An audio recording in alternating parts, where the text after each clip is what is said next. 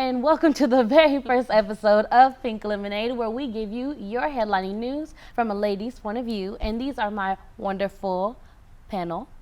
Hi, I'm Faith. I'm Austin. I'm Jasmine. And I'm Diamond. And ladies, it's time to drink pink. Now, lately at the University of Tennessee, we've been having some trouble with diversity and inclusion and what that really means and how that affects us in the real world. And we've just learned that the Senate has passed a bill that is going to cut significantly into the budget for the Office of Diversity and Inclusion. So what do y'all think about that? How is that going to impact campus? I think it's greatly going to impact campus. I mean, they're taking $8 million away from UT Diversity. They're basically, what they stated was that UT can only receive federal funds now for our Department of Diversity, which we don't receive any kind of funds from any federal funds. So they're cutting the entire budget essentially, and they're giving it to the agriculture departments at UT Chattanooga and Martin, which, I mean, I understand they probably need some help if they're giving them that much money, but I really don't think that they should be taking it away from the diversity department. I mean, diversity is so important on UT's campus. It's one of the best things about UT is the diverse population. I mean, we could possibly see a decline in, I mean, every kind of race and foreign exchange students. I mean, people, like Diamond, like you are a foreign exchange student here for a year. That may not be able to happen in the future because of this budget cut, which is so unfortunate. I mean, people come to college to learn who they are and learn about themselves, and sometimes you can't do that if you're stuck in the same population where you grew up, and you need to learn from people that are not like you, that you need to be in a diverse campus. It's one of the best things about a ginormous university like UT, and I think it's really going to negatively affect us. And I mean, who knows the repercussions? We can only guess, but I think they're all going to be pretty negative. Yeah, I was gonna also say, like, it's very hard to do exchange because they only accept 2 people per university. So if they cut this out, then they might bring it down to 1. Or it's really very hard to do exchange because you still have to meet the requirements. You have to work hard. You have to get a grade. And even then, I've had people who didn't get to come to UT because even though they made the grades, they picked, they only picked who they wanted to come. So it's already a battle to get to do this. So if they cut it, then what is it going to mean for other people who want to come here? What does it mean for my friends when I go home and be like, oh, you guys should do an exchange because UT was so great for me, you guys should do it. But then they apply and they're like, no, we can't accept you because we don't have the funds to pay for your education whilst you're there. So, yeah.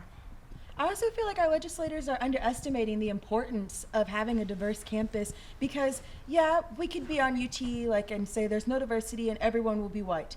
But if you're working in a profession like journalism and you want to go work for CNN and you've been living in a world where there's only white people, it's going to be a major culture shock to you to go and work in CNN where they have black people and gay people being reporters. Or I think that I saw somewhere in LA they hired their first Muslim with a hijab on camera. These are things that you need to be exposed to so that you can get out in the world and act appropriately. Even if it's something you're not accustomed to, you still need to learn some sort of tolerance. Yeah, it's very hard because even coming here, it was a culture shock for me. I'm still trying to get used to American way of thinking. So imagine, growing up in a certain neighborhood and just I can't even imagine it. That person to me will be very ignorant because they don't really know anything. They only know what they're used to, and it can be hard for other people to adapt to change. So I don't feel like they should cut it out. Yeah, and going back to what Jasmine said, most companies these days actually have something in their bylaws where they have to have a certain amount of they have to have a certain percentage of diversity of their employees. So you're almost guaranteed to be working in a diverse population when you get out. And I mean, there are very, very few exceptions to that. So I think that the university is taking away an aspect of our education that prepares us for the real world. It's not doing its job. It's not properly preparing us for our career, which is the entire point of going to college. So I mean, if it's taking out that huge aspect, that's really unfortunate. People are going to be greatly qualified academically for their jobs, but not necessarily socially, which is half the job. I mean, most days you're going to be working with, unless you're in, computer engineering or something like that, where you're pretty solitary, you're going to be working with other people. You need the social skills that you learn in college to work with people who are very different from you. And so how do y'all think this is going to affect diversity students' decision to even apply to UT? Is it going to affect them? Are they going to feel welcome here, even if they are accepted and do decide to come here? I don't think so. Yeah. I told my little brother, because he wanted to go into like engineering. I don't know how like good the engineering school is at UT, but I just told him flat out, like, no, you won't like it here. Like, I feel like it's kind of separated still a little bit, and I think that's been just because of recent things that have just been going on in the whole world in general. And so right now I feel like them taking away the diversity initiative is not going to like positively affect admissions, because students who are at home listening to this, it's been on the news. Like, I saw this on the news a couple nights ago. So if I'm a high schooler and I'm Black or Hispanic or Asian and I'm watching the news and it's like, oh, UT just cut its diversity spending, it's kind of like, wow, like they just cut me then, Right. you know? So I definitely think it's not going to be good for Yeah. admissions. And you want to go somewhere where you feel comfortable. Yes, you want to step out of your comfort zone, but you need to know that you've got that comforting group of people Community, around yeah. you. I mean, I know on our campus we have a lot of, at least in my neighborhood, there's a lot of people from China, which I think is great. And they all click together because, you know, they all speak Chinese to each other, and they're comfortable because they have other Chinese students on campus. So what if instead of the 30 that I've met, there are only 5 out of a school of 20,000? Like, how fish out of water are they gonna feel? I mean, I would not be comfortable. I came here because I had friends who came here, so I was in my comfort zone, and I joined a sorority so I would have a group of people that were like me. And I think that it's really going to cause people to not want to come here because they're not gonna feel comfortable here at UT. And I think that people feel really welcomed here because of the events we throw. And like, I know personally, I'm in a diversity group, and we throw like banquets, diversity banquets, and diversity fairs where all different cultures come together, and you learn about different cultures, and that way you can respect different cultures. And I think, you know, like you said, without that, we won't be able to, you know, go in the real world in our jobs and be able to really respect every culture and feel comfortable. And I feel like new students coming in, I mean, how can they feel welcome? Like, we're a minority right now, you know, and that's with our $8 million diversity fund that we had, you know, cutting it. I mean, like you said, I can't see any positive coming out of it. Yeah, I definitely take it personally.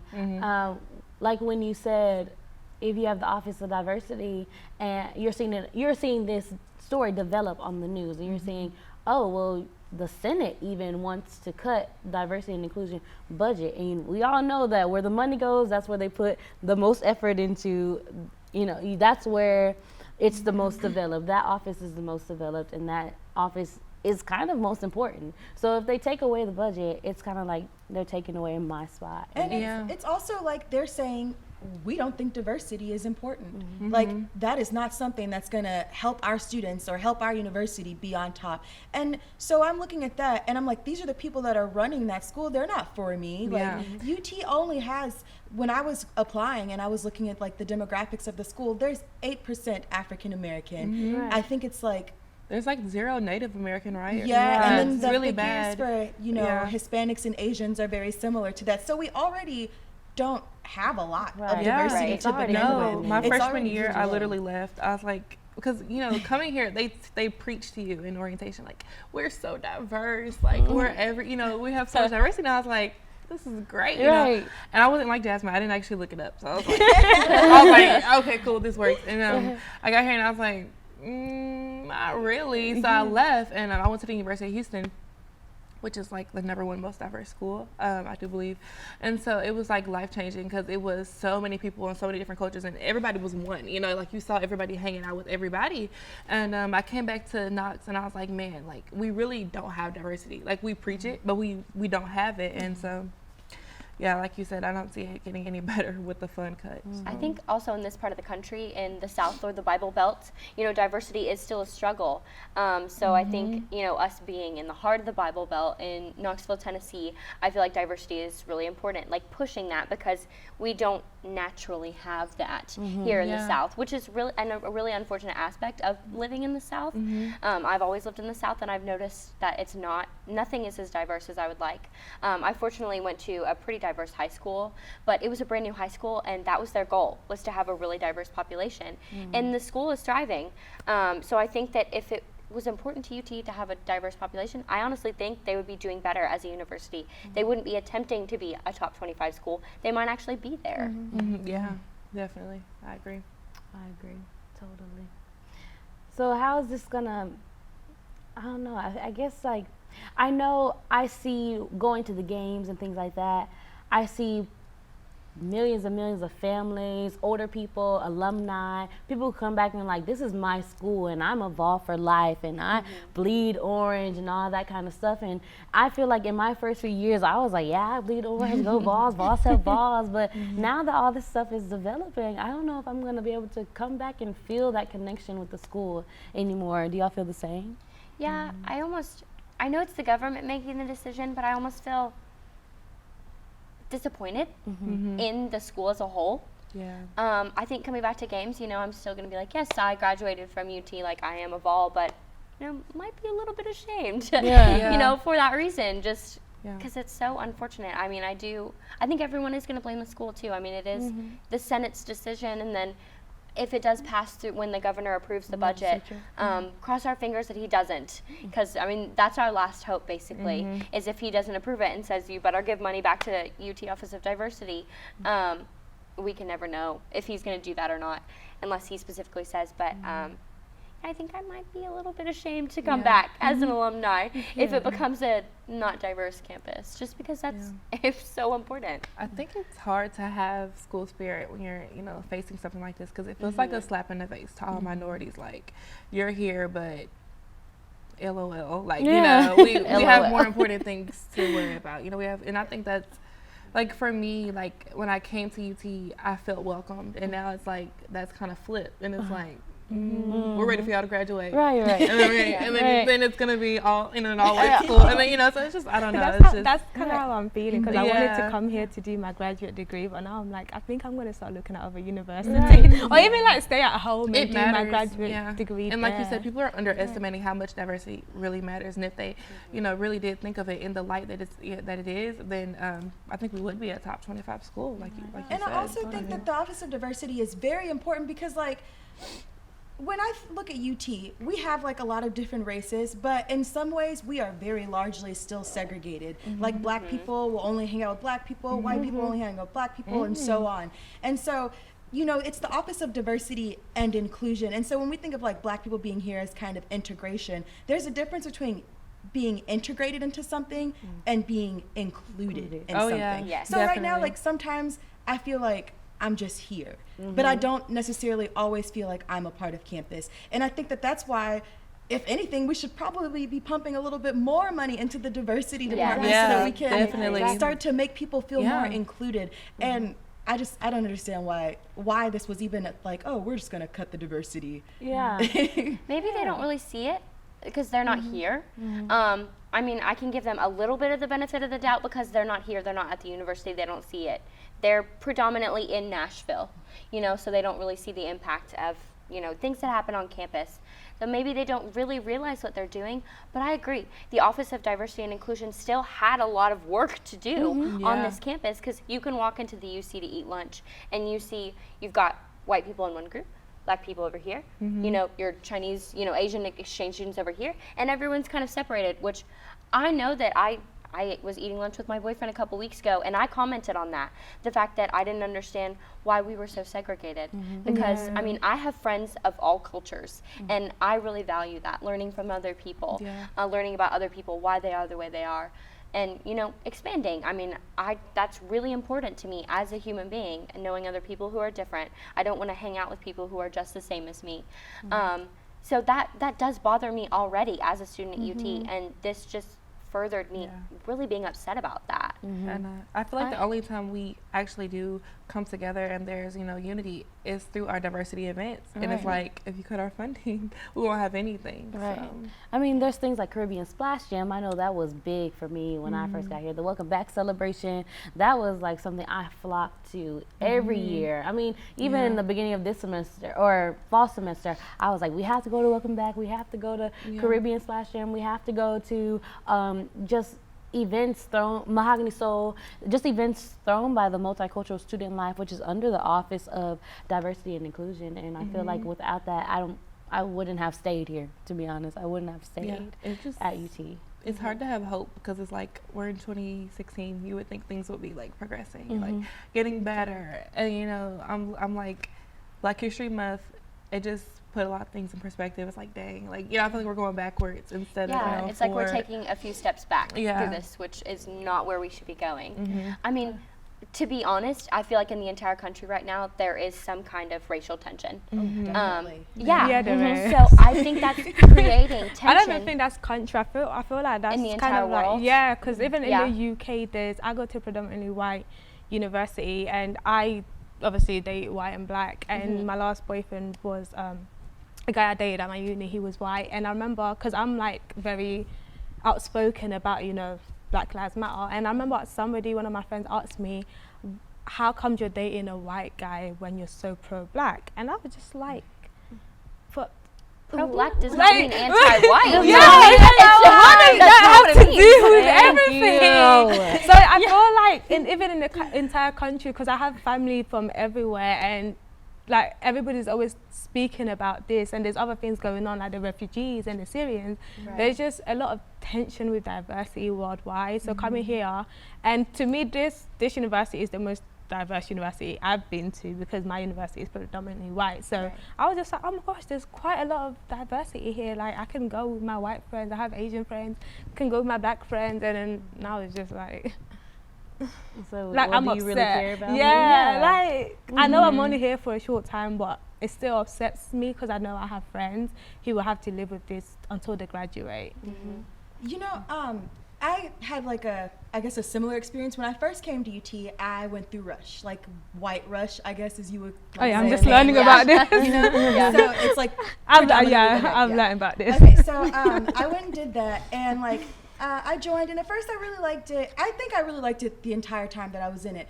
But when I like was telling my black friends, they were like, oh, like, none of the black people are going to talk to you if you do that. Like, the frats are going to shun you. You're just not going to be a part of the black community. Why would you even want to be a part of that? And then one guy actually told me, like, he didn't talk to me initially because he was like, oh, like, what would I have in common with her? And, you know, in the long run, it ended up scaring me. I dropped before initiation just because, like, I'm in a new school. I didn't want to be shunned by, like, my people. And I think that says something about this university, that people were able to push me out of doing something that I wanted. And so if we take away the diversity office, it's only going to be more like that. It's only going to be more, even if like we have a 6% instead of 8%, it's only going to be them staying together as their 6%, and they're not going to even want to go out further. We need to have this office so that we can bring people together, like you said, at events like Splash Jam, or just even at like Chinese culture nights when they have different food. We need those.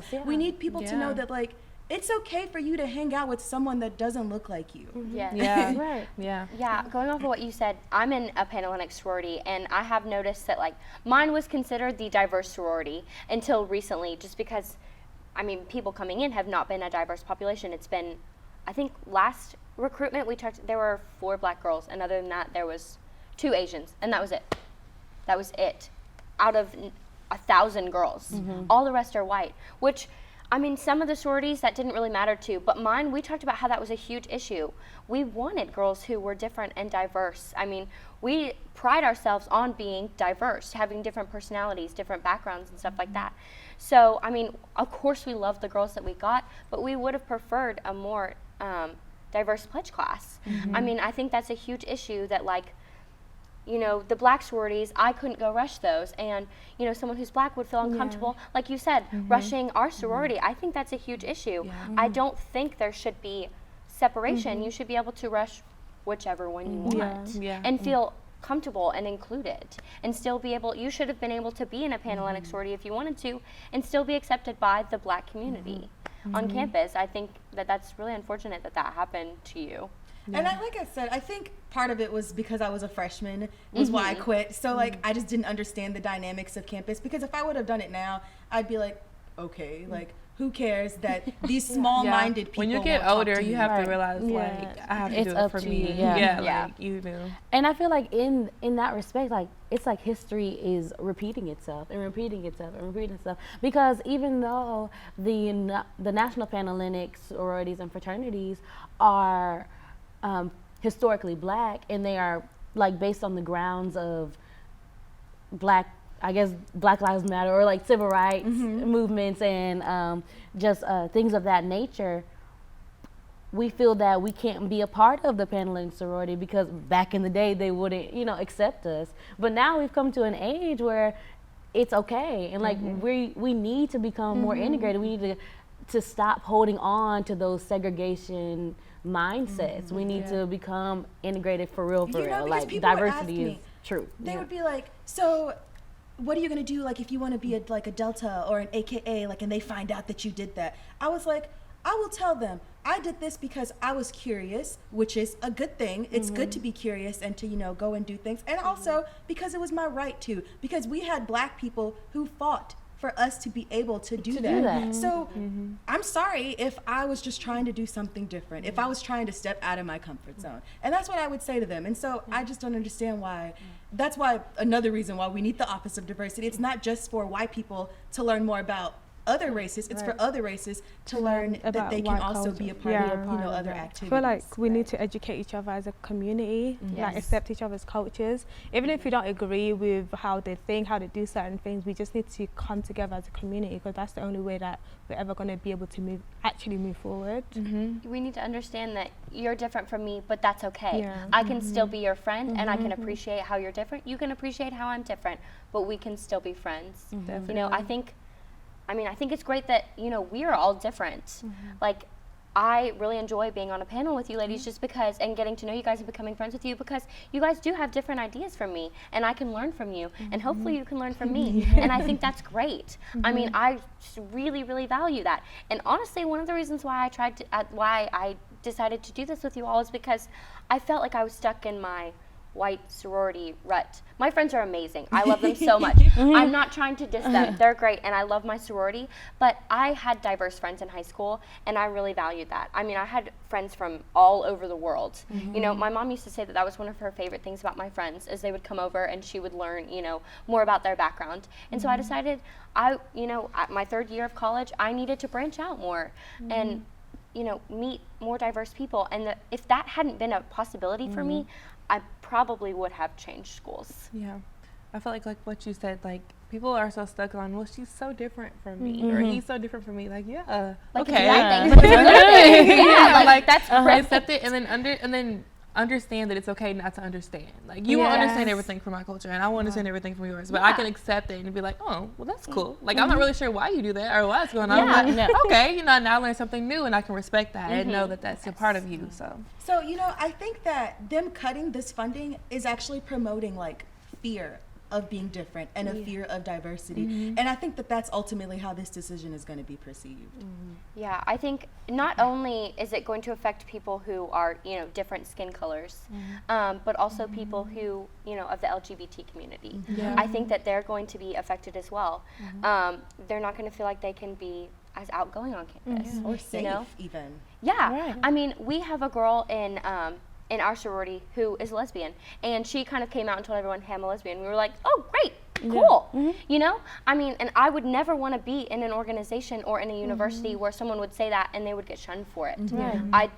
I just and the whole gender pronouns thing, I'm like, what's the problem? If they want, or whatever pronoun they want to use, this I can't even put this out without saying pronouns, but if this person wants to use this particular pronoun, then just call them by that particular pronoun. You wouldn't want somebody else to be calling you by a different pronoun that you do not identify with, or giving you a race or an ethnicity or a culture or whatever without you identifying with it. So just respect that about the other person. And it all goes back to respect. I feel like all of it plays back to it. You have to respect different cultures.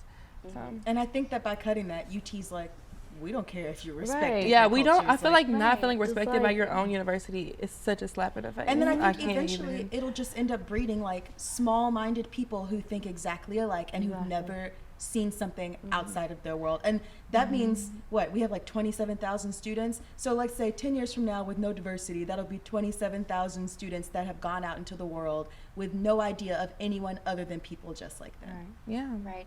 Which is a huge issue. That's a lot of people. That's a really big problem on a university that's so big.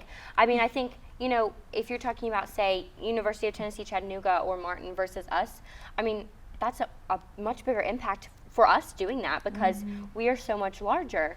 Yeah. This is going to affect way more people than it would at a smaller university. I mean, we are a huge staple university of the South. We are the University of Tennessee. The Volunteers, we are well known across All the around country. the country. Yeah, I mean, that's why this is on the news. This is a big thing. We're a huge university, and this is going to negatively impact probably eventually millions. Yeah. I don't think that by doing this, we are being true volunteers, because being a volunteer is more than just going out into your community and like helping out. It's also about being open to things, because in order to go and help someone who's poor and like, you know, maybe clean up some trash in a neighborhood, you have to be open to like doing something like that. You have to be open to meeting different people and getting together with those people who really care about those things. And so I think that without this, we're going to have a decrease in people who care about stuff like that. Yeah, definitely. And you have to believe that people are struggling because they are struggling, and it might be families and generations of struggle, and just like I'd say like that, but you know they're struggling for generations and generations, and you aren't struggling because you have this privilege, and I think that needs to be accepted and need to be addressed, and you have to be able to recognize that if you are going to help other people. I mean, there's a bigger picture. Like, you send everybody out in the world not knowing about different cultures, then that just promotes racism unintentionally, you know, because you don't know and you don't know anything about them. And so the stereotypes, you really do believe them because you're like, well, I didn't, you know, get the chance to personally experience that person, you know. Like, there's actually a study, there's a name for it, I can't remember, but there is a study on people who are racist but don't know that they're racist. Yeah. So it's because of where they grew up, how they grew up and stuff. Definitely. And like you said, thousands and thousands that are going to turn into millions and millions of people, you know, who literally know nothing but their own kind, you know.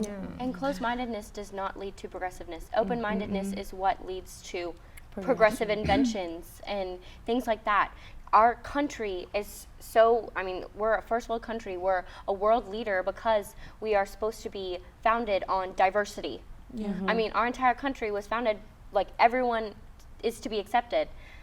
So, like, our giant university, creating people who are closed-minded is not going to further our country. It's going to cause us to not be as progressive, you know.